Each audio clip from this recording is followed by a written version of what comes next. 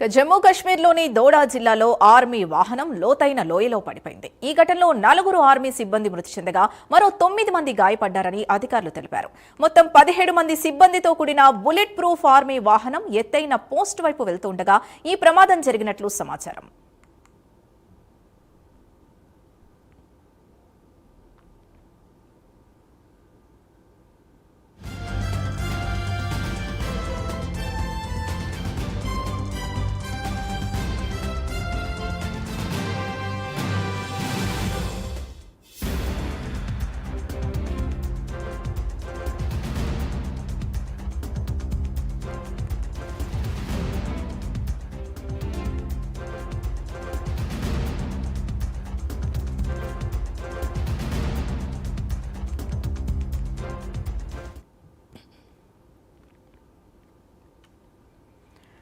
జమ్మూ కాశ్మీర్లోని దోడా జిల్లాలో ఆర్మీ వాహనం లోతైన లోయలో పడిపోయింది. ఈ ఘటనలో 4 ఆర్మీ సిబ్బంది మృతి చెందగా మరో 9 మంది గాయపడ్డారని అధికారులు తెలిపారు.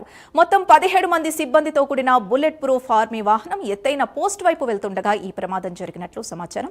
ఇదే అంశానికి సంబంధించి పూర్తి డీటెయిల్స్ మన నేషనల్ బ్యూరో చీఫ్ కళ అందిస్తారు. కళ, చెప్పండి, అసలు ఆర్మీ వాహనం ప్రమాదానికి ఎలా గురైంది?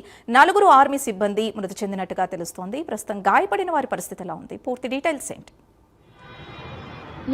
దాదాపు మనకు ఏదైతే జమ్మూ కాశ్మీర్లో ప్రస్తుతం ఉన్నటువంటి కొంత ఉద్రిక్తత పరిస్థితులు ఉన్నటువంటి పరిస్థితుల్లో దాదాపు మనకు దోడా తర్వాత ఈ ప్రాంతాల్లో ఎత్తైనటువంటి పోస్టింగ్లు, అంటే దాదాపు ఒక పోస్టింగ్కి మనకి దాదాపు ఒక్క పోస్టింగ్లో 20 నుంచి 25 మంది ఖచ్చితంగా ఆర్మీ సిబ్బంది ఉంటారు. అయితే ఈ పోస్టింగ్లో ఏదైతే గతంలో ఉన్నటువంటి వాళ్ళు కిందికి రావడము, కింది నుంచి పైకి వెళ్ళడం అన్నటువంటిది పోస్టింగ్ ఫుల్ఫిల్ చేసేటప్పుడు జరిగేటటువంటి ప్రక్రియ. ఏదైతే మనకు ఏదైతే ఉదంపూర్ చెక్ పోస్ట్ నుంచి భారీ అంటే వాహనం ఆర్మీకి సంబంధించినటువంటిది పోస్టింగ్ వాళ్ళకి దాదాపు ఒక 10-15 డేస్ వరకు వాళ్ళకి ఏదైతే డ్యూటీ ఉంటుంది. ఇక్కడ ఏదైతే మనకు ఉదంపూర్ నుంచి బయలుదేరినటువంటి వాహనము బుల్లెట్ ప్రూఫ్ వాహనము దాదాపు ఎత్తైన ప్రాంతానికి వెళ్ళేటటువంటి మలుపు ప్రాంతములో దాదాపు సడన్ గా ఒక అంటే అందుతున్నటువంటి సమాచారం మేరకు ఏదైతే మలుపు మార్గంలో 200 లోతైనటువంటి అడుగుల లోతులో లోయలో పడిన కూడా ఆర్మీ వాహనము దాదాపు ఇందులో 17 మంది ఆర్మీ జవాన్లు ఉన్నారు. ఇందులో ఆ స్పాట్ లో ముందు అక్కడ ఉన్నటువంటి ఏదైతే సెక్యూరిటీకి మనకు అడుగడుగున కూడా కొంత సెక్యూరిటీ ఉంటుంది. ఆ ఏదైతే యాక్సిడెంట్ అయినటువంటి సమయం అనుకోవచ్చు, తర్వాత 2 గంటల 40 నిమిషాలని ఇక్కడ చెప్తున్నారు. అయితే ఈ ఘటన జరిగిన సమయంలో అక్కడ ఉండేటటువంటి కొంత సెక్యూరిటీ రెస్క్యూ సిబ్బంది కూడా వెంటనే అలర్ట్ కావడము, విత్ ఇన్ సెకండ్స్ లో ఆ ప్రాంతానికి లోయలోకి దిగినటువంటిది. అక్కడ స్పాట్ లోనే 4 మరణించారు. దాదాపు 9 మందికి తీవ్రమైనటువంటి గాయాలు, మరికొంతమంది కూడా క్షతగాత్రులలో ఎవరైతే ఉన్నారో వారిలో 2 పరిస్థితి కూడా మరికొంత క్రిటికల్ గా ఉంది అన్నటువంటిది అధికారులు తెలియజేస్తున్నారు.